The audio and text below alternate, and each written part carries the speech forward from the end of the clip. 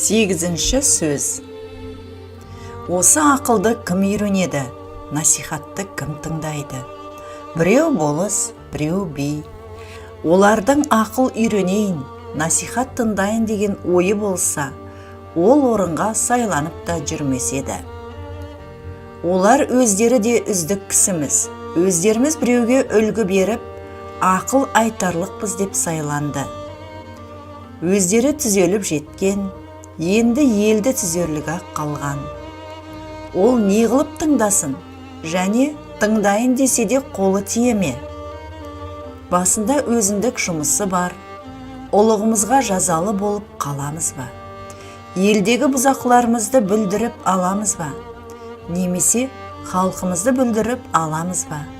Яки өзіміз шығындап, шығынымызды толтыра алмай қаламыз ба деген ебіне қарай біреуді жетілтейін деп, біреуді құтылтайын деген бейнетінің бәрі басында, қолы тимейді.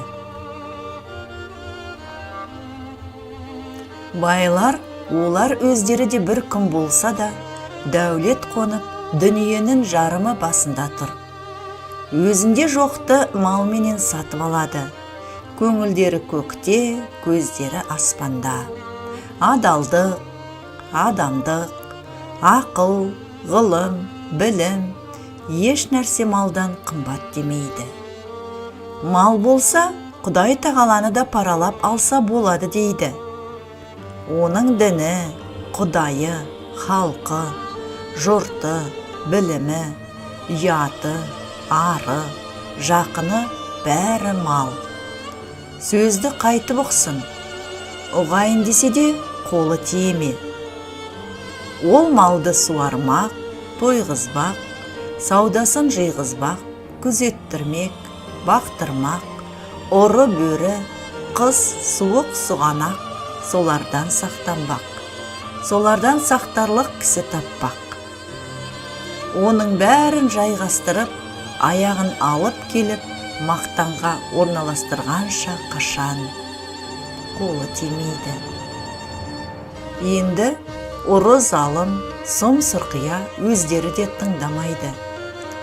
Онша мұнша қой жүнді қоңыршалар күнінде көре алмай жүр.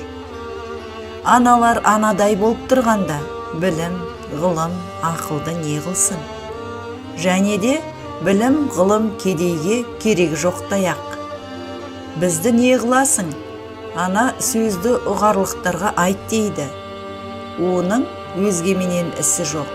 Ана алдындағы үшеуіндей болған жанның ойында ешбір қайғысы, мұңы болмаса керек.